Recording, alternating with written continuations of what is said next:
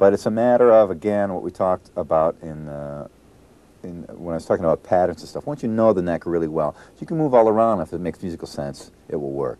And if you know your stuff, because I've seen a lot of bass players also, which is like flying all over the place, and they don't, where's one? But 90% of my playing is... It's in the pocket. You're aware of the pocket. You know, it's just right on, trying to get keep the song happening. You get your spots to do it. Right. But try to, you know, to stick with what you're supposed to be doing to make the song sound like the song. So I would suggest for a young player to just, you know, play it with a band, make it work, and then add the frosting later. Exactly. Now, what's your concept behind the secret notes that you're often reputed to play? Ooh, secret note reputer. Yeah. Well, basically, that's just kind of a humorous term for moving the root note around underneath what the basic root of the song, the chord you're playing. Simplest example of it is when you're like doing the famous rock change, which is Stairway to Heaven, Million Judas Priest, you know, the millions of. Say the root note is E, go up to F sharp, and then to a G. Aha. It's like substitute bass notes or other notes other than the root. Right. So instead of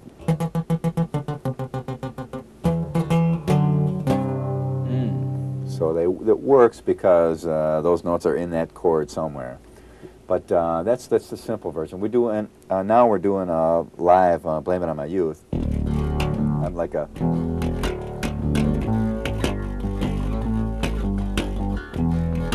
for the chorus part. So when I go Blame It on My Youth,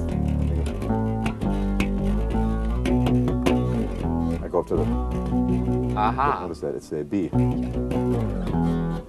remember the first time I did it, Eric looked over and like, hey, what was that? Do that again. Interesting sound. Yeah, so it's just when the guitar moves one way, you just move the other way, and you kind of make it automatic. That's basically the idea is just a kind of a rock perversion of what Bach does with moving bass lines. Exactly. If you want to get an idea what that is, just get a well-tempered clavier, which is just pieces by Bach with just solo piano or harpsichord. I prefer it with, because you can hear it much better. And you'll hear the bass line moving all over the place underneath the same melody line, and suddenly the melody line does not sound the same anymore because the bass line is different. That's the idea behind it. Redefined. Yeah. So whenever we're, you know, a lot of songs we're doing. It's in Merciless too, isn't it? Yeah. In.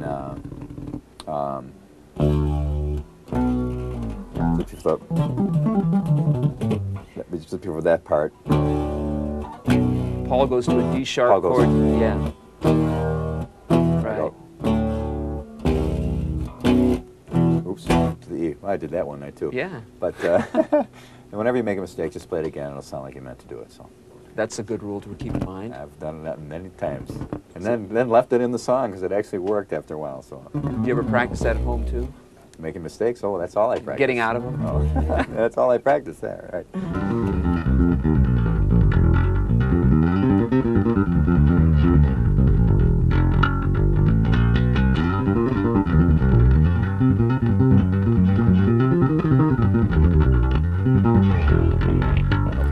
Well, now in our first video, we established a core of pretty strong fundamental ideas. Let's talk about how you apply some of those ideas.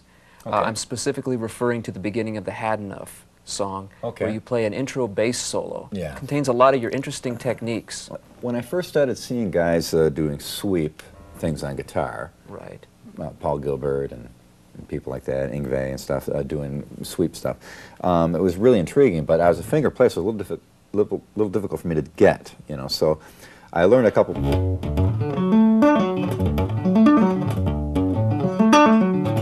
For me, that was a little awkward, so I had to think of a way to do kind of a sweep-sounding thing that I could play while I'm standing up, while I'm running across the stage, while the monitors are feeding back, and you know, all the accompanying pitfalls that occur when you're playing live. So one of the things that came up with was a way to. It's not a full, a wide bandwidth sweep, but it's a more compact version of it. But for me, it's way more effective. And what that is I take like an E minor kind of figure there. basically is three things.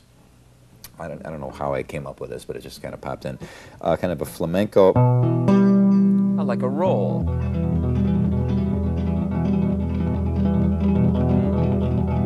backwards. So I've got that basic,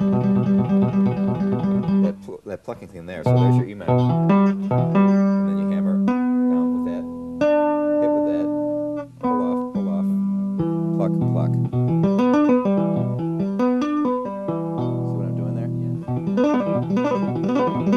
Similar to the rasguiado technique. Boy, if you say so. With extra cheese, maybe on that. But it's a bunch of techniques all together. Just hit the wrong note. So what I did is I went...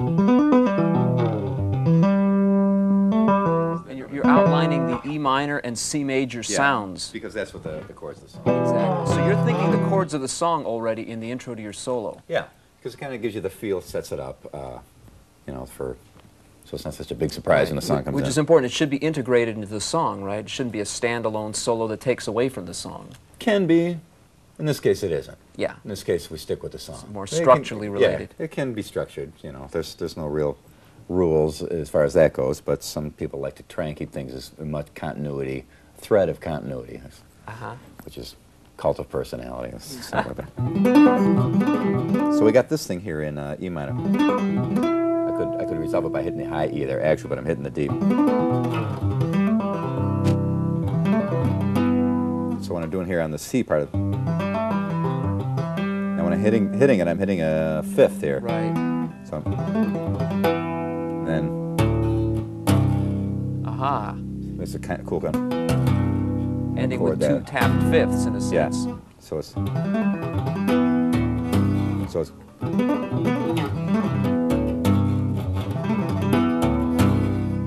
Yeah, that is a combination of techniques. Yeah, so that you have about three techniques in all. Now, what somebody could do with that probably from when they take it off this tape and use it, there's all kinds of chord patterns you can use. Right.